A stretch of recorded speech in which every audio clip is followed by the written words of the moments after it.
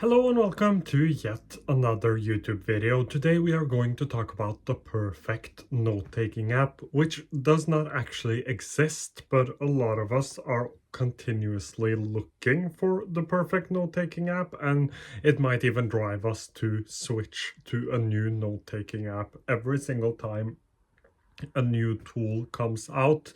And there are a lot of new tools coming out every single day because there is a lot of innovation happening in the tech space. The rise of AI will probably have even more new note-taking apps coming. We have seen things like Voice Notes AI. We have seen things like Tana using AI inside of the application. Notion released Q&A. Mem has had AI for a long time, and every single time a new piece of innovation, a new note-taking app comes out, we feel like this might be the thing that is perfect. This is the features we are lacking inside of our note-taking app. And in my case, I am looking for an easier way to organize things. I tend to spend too much time organizing, and that is something I want to do less of. I want to spend less time organizing, and I actually want to spend more time going through my notes. So I've implemented, just to mention that, I've implemented a new rule where I when I do my weekly review and monthly review, I have set aside 30 to 45 minutes just to go through all of my notes. I use a note-taking app that has a serendipity feature, so I just set on that for a while and just go through all of my notes. And that ties into the point I'm trying to make with this video. It isn't necessarily about finding the perfect note-taking app. It is about taking notes and actually revisiting your notes. And I don't think that there will ever be an AI or a note-taking application that will do this for you. If you are not willing to spend time going through your notes from time to time, I'm not saying that you should do it weekly or monthly or even each year or each half year. I'm not saying that it has to be on a schedule. I'm just saying that you should do it from time to time. And the point of taking notes for productivity is to actually output something. That's why we have quote unquote second brains, is the idea of output. It revolves around capturing, organizing, distilling, and then expressing. So code, and the last bit of code is actually express. So we have to produce some sort of output. And I differentiate between note-taking for productivity and note-taking and productivity for fun, because it is also, like many of you, my hobby. I like to spend times inside of different note-taking apps. And I tend to say that some people like to play football, some people like to play video games. I like to play around with note-taking apps, and that is something I enjoy doing after I've done all of the things I have to do for a week. And I consider myself to be quite productive, even though I've changed apps a couple of times and I've lost some ideas along the way. I consider myself to be productive simply because I've been able to publish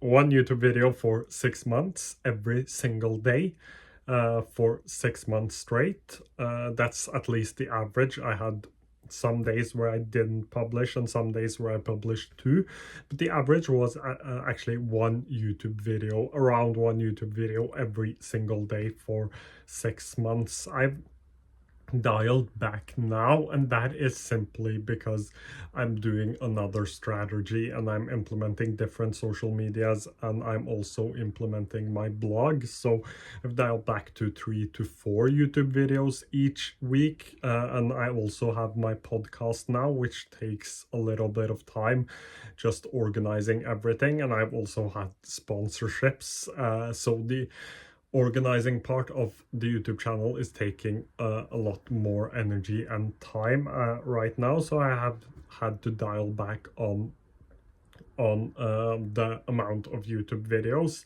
but I consider myself to be quite productive. And that isn't because I have a good note-taking app or I have a good to-do list app or a good calendar app. I've changed apps a couple of times and I've stayed as productive inside of every single app. There is, of course, a difference when it comes to how much I enjoy using the different apps and how easy they make it for me to save ideas. So a couple of apps that make it really easy for me is things like Milanote and My Mind.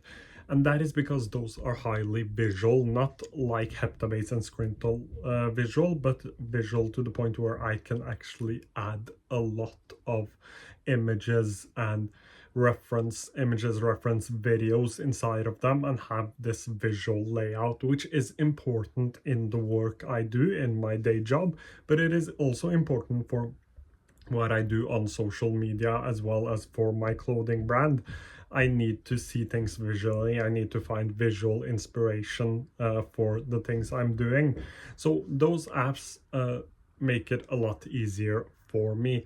Toos is also a favorite of mine because it is simple to use. I can easily just put things into it and it works quite well and quite easily. So that is another favorite of mine. But no matter what app I've used, I've actually been able to stay productive, which just shows you that there is no such thing as an app or a note-taking app or any app at all that is perfect and that will make you more productive. I still think that there will be a lot of innovation inside of the note-taking and productivity space with the rise of AI. I still think that no one has figured out how to use AI to organize inside of different note-taking apps or productivity apps in general.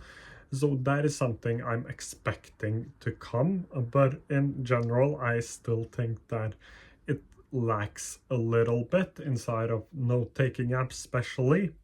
So there will be a lot of innovation there, but in general, there will never be such a thing as a perfect note-taking app.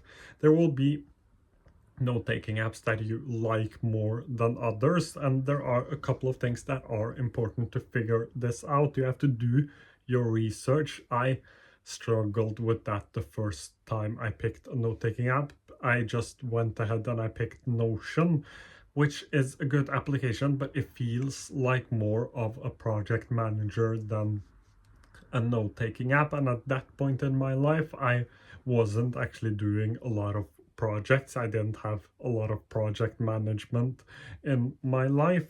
But right now, it would probably be different. So do your research and figure out what you need. That's probably the most important thing.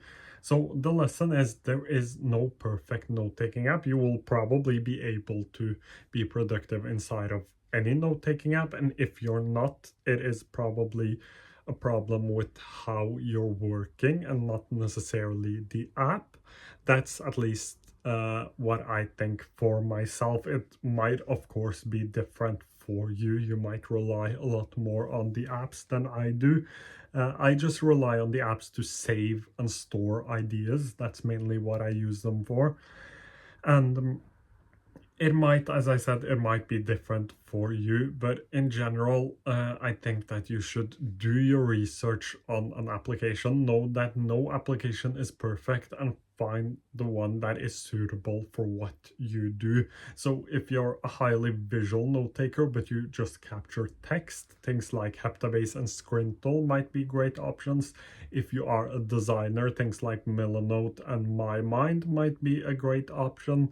And if you just want to create yourself a project management system, Notion is a great option. If you value privacy a lot, AnyType, Obsidian, and you just want to customize and build your own space. So There are a lot of options out there. You just have to figure out what you need and what is important to you, and pick a note-taking app that is perfect for you. Not a perfect note-taking app, but a note-taking app that is perfect for you. Thank you so much for watching today's video. As usual, any questions, leave them down below and I will try to get to them as soon as I can. Thank you so much for watching today's video.